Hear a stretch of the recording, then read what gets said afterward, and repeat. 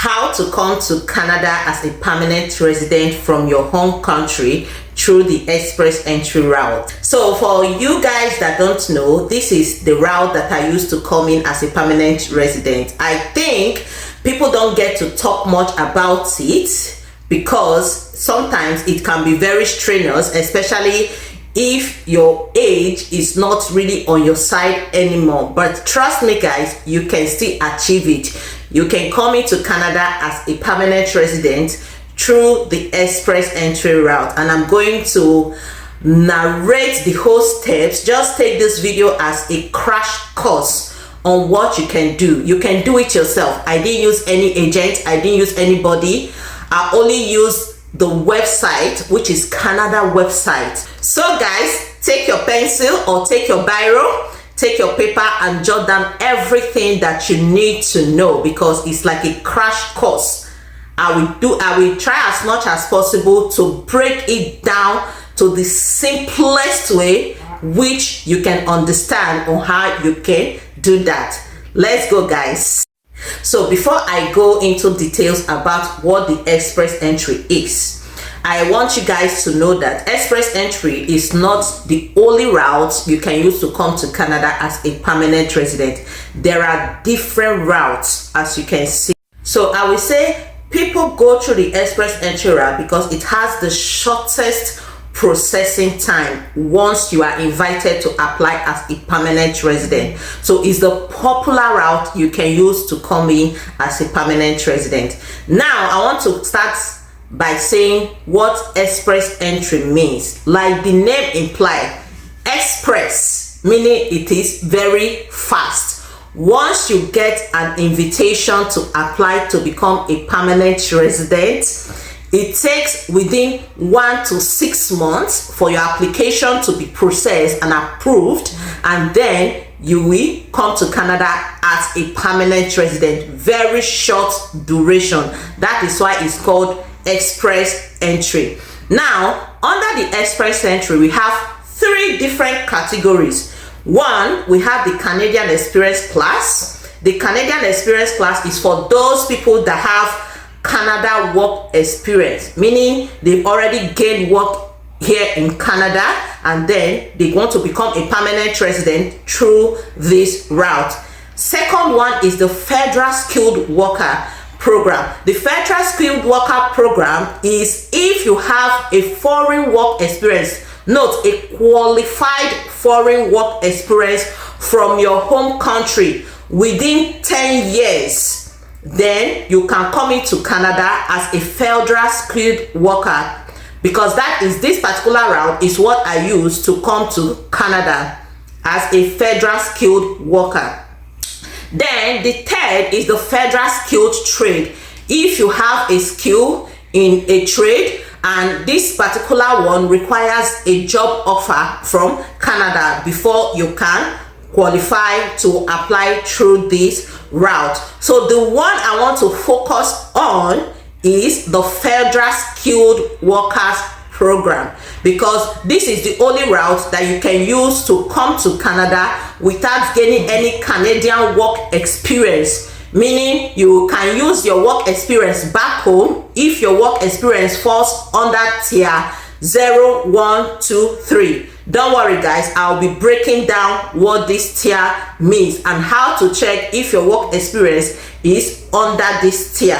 So I'm going to focus on the Federal Skilled Workers Program, whereby you can come to Canada as a permanent resident using the Federal Skilled Workers Program, which is still under the express entry route. So the next question is, how do I qualify for this program? Chill, that's why I'm here. I'm going to break it down for you guys as simplest way as possible. Now, the minimum requirement you need to meet to qualify for the Federal Skilled Workers Program is 1, you must have a foreign work experience that falls under tier 0, 1, 2, 3. If your work experience does not fall under these tiers, it means you are not qualified to come under this program. In order to know if your work experience falls under the TEER, just go to Canada website. I will put a link there, so you will just put this link on Google and check if your work experience falls under TEER 0, 1, 2 or 3. But note this, your work experience, like the title of your work experience, might not be the same with the title in Canada website. So the question is, how do you tell which title is suitable for you? That is where you need to go to the job description. If the job descriptions, like 80% or 70% of the job description in Canada website is exactly what you're doing at your current workplace or at your previous workplace, it means that is the right TEER for you, irrespective if the title in Canada website is different from the title you have. You need to be very, very meticulous when you are choosing your job title, because if you choose a wrong job title or a wrong TEER, it might lead to refusal of your application. That is why you need to be very meticulous when you are choosing your TEER. Okay, now the second one, the second minimum requirement you need to have is the language test. So in Canada website, 2 languages are recognized. We have the general IELTS, specifically meant for immigration purpose. Note that there is academic IELTS and there is general IELTS. The academic IELTS is the one you use for school, but the general IELTS is the one you use for immigration. Second language test exam you can take is the CELPIP. So it's left for you to know which language test is easier for you to take or is suitable for you to take. So my best bet is for you to go to YouTube to check all the past questions under the IELTS, general IELTS, and the past questions under the CELPIP, and then decide which one is suitable for you to take. And for you to use that language test result, you must have at least band 7 for you to be able to use the language test result. But I always recommend target higher band. I will tell you guys in this video why I always recommend you guys to have the highest band or the highest test score. I will tell you guys why you need to do that. Okay, third, you need to have education. So you can have a degree or master's or a PhD. The higher your education, the better it is. I will tell you guys why I said this in later part of this video. So these are the 3 minimum requirements you must have to qualify under the Federal Skilled Workers Program. Let's go to the next step. So you've checked for the work experience in Canada website, and you've discovered that your work experience must have fallen under TEER 0, 1, 2, 3. Yay! Congratulations. Now hold up. Before you start planning to start writing your IELTS or your CELPIP exam, this is what I always recommend you to do. First of all, you need to check your comprehensive ranking score, and then check the number of people in the pool. Now, why do I need to check my comprehensive ranking score? You need to check your comprehensive ranking score in order for you to estimate what your score will look like, with some factors, variable factors you need to key in. Knowing what your score will look like will help you to know what you need to do, the kind of test language score you need to have, the kind of education you need to evaluate, because the scores of the people in the pool can be very, very competitive. It can go as high as 500 plus, in fact 520 something plus for the people in the pool. In order to know the people in the pool, I'll leave a link. in order for you to go and check the scores of the people in the pool. And then when you estimate your score using the comprehensive ranking score tool, you will see where you fall under. If the score you're having is good enough to compete with the people that are already in the pool. So I'm going to leave a link here so that you can estimate. You mustn't write your IELTS or whatever. You don't need to do anything. Just input those scores and calculate what your score will look like before you start the process. Now, I told you guys that I'm going to explain why you need to have a very high test language score. Canada website recommends you to have at least band 7, but I always say target the highest band, which is like band 10. This is why. The higher your language test score, the higher it gives you more points for your comprehensive ranking score to increase. When you are computing your comprehensive ranking score, you will understand what I mean. And I equally told you guys that the higher your education, the better, because your bachelor's degree gives lower points compared to your master program, and your master program or your master degree gives lower points compared to your PhD. And if you have 2 or more certificates, meaning if you have your bachelor's degree and you go ahead to do a PGD, which is 1 year, adding it together gives you 2 or more certification. That 2 or more certifications give you higher score compared to when you are using just your bachelor's degree. And 2 or more certifications gives you lower score compared to doing masters. So that is why I recommend, if you have bachelor's degree, just bachelor's degree, you can go further to do PGT to have 2 or more certifications to give you high points, or you can decide to do master's program, which give you way higher points compared to 2 or more certifications. If age is on your side, I will recommend you to PhD, but know that the older you get, once you clock 30 years and above, you'll be losing 5 points in your age. So whatever education you need to start doing, or whatever education you decide to have, ensure that you're putting your age as a factor. And this is why I didn't do masters when I was pursuing this program, because after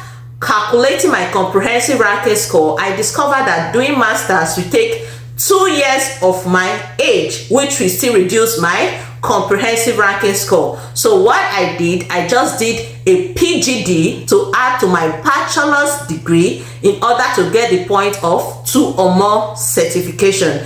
And this is why using the comprehensive ranking score is comprehensive ranking score 2 is very important in order to know what you need to do to achieve the desired score you are targeting.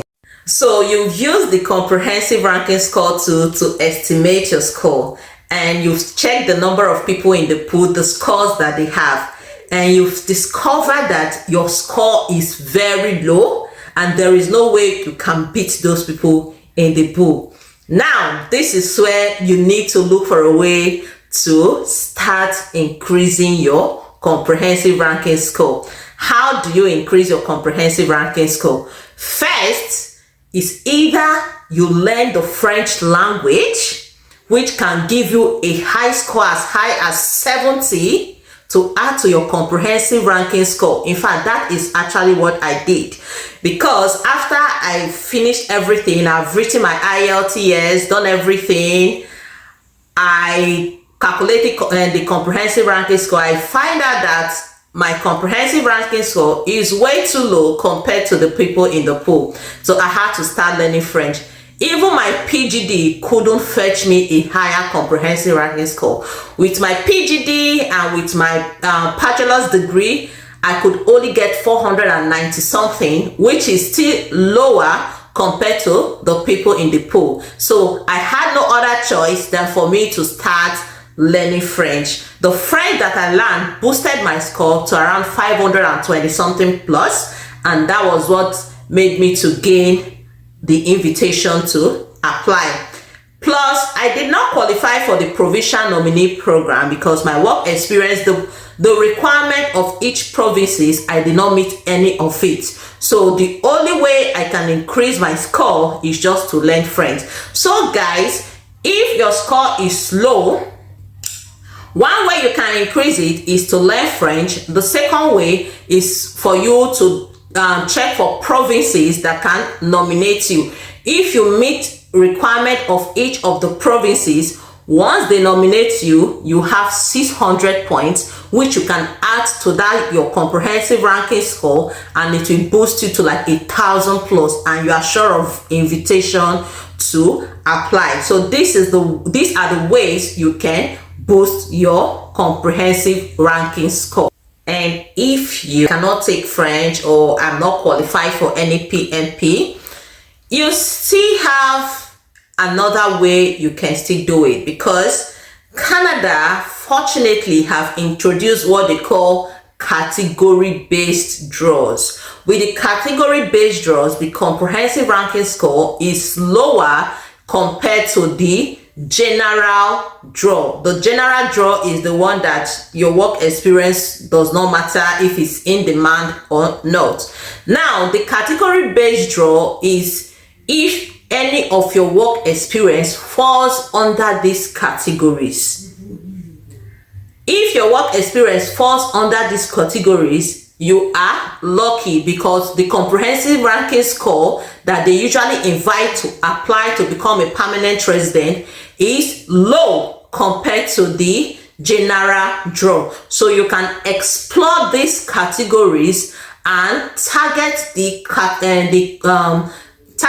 category-based draw in order to get invited if you don't want to learn French.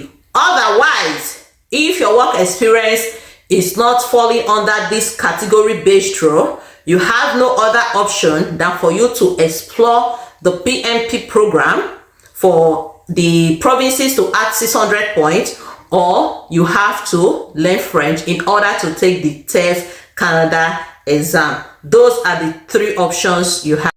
So you've calculated your comprehensive ranking score. You figured out what you need to do in order to get that invitation to apply, and you're ready to swing into action. Let's see the first step you need to take. One, you need to start evaluating your credentials.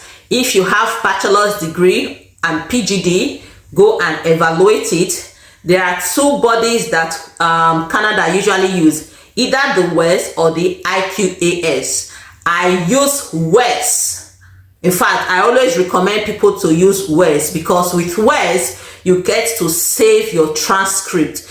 Just in case maybe you come to Canada and you want to like further your education or something, you don't need to go back to your school to start requesting for transcript again. All you need is to upgrade it from document by document to course by course, so it's easier. So I always recommend people to use WES than using the IQAS. Those are the two bodies that Canada uses. Why I said you should start evaluating your result first, because if you take your language test result, it expires 2 years.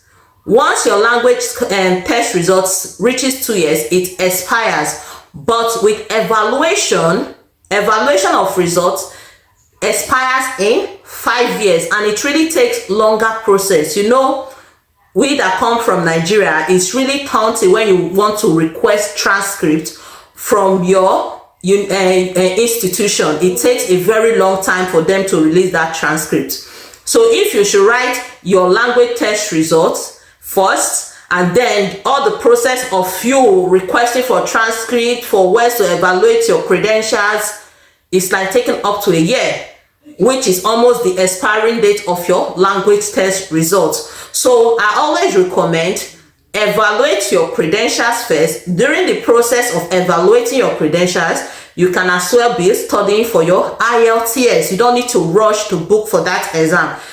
Take your time, study for the IELTS because it can be very, very expensive. So you don't need to write twice or 3 times or even 4 times. The exam is not easy. It's easy to pass and easy to fail. So while you are evaluating, just take your time to be reading for the IELTS or SELPIP, whichever one you want to do.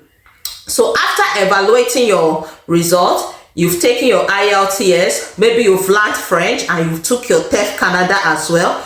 You are in the pool, sitting down, relaxing and chilling for invitation to apply because you know that your score is now very high, is well competitive with the people that are in the pool. What next do you need to do? Start preparing to do your police clearance and then do the medicals, like arranging all those documents you need when they say, okay, your invitation, you've been invited to apply for permanent resident. So you know that all your documents are ready to be uploaded.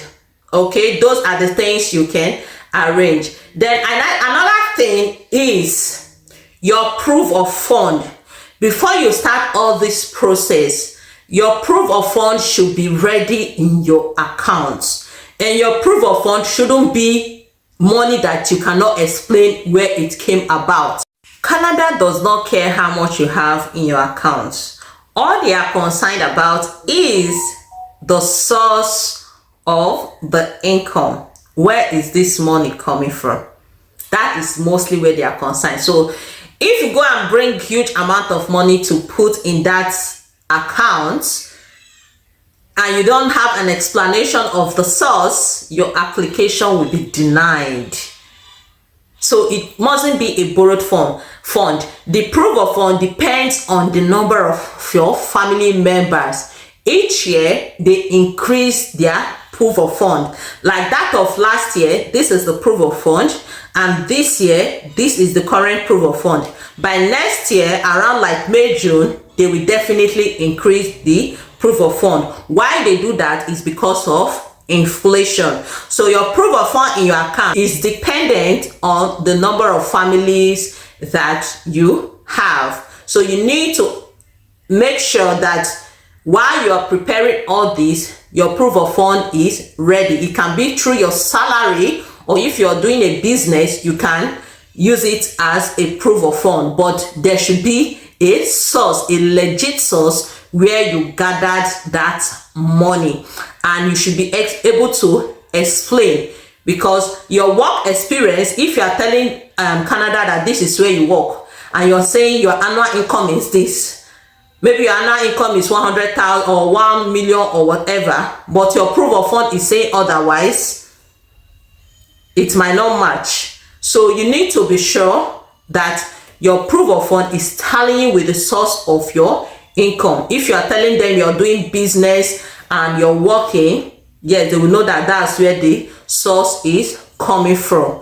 Okay, so you need to be sure of that when you're doing your proof of fund. Now, you don't just need that proof of fund, you need a whole lot of money for this entire process. So you need to be prepared for you to start the entire process, but there is always specific amounts that is needed to show IRCC according to the number of your family.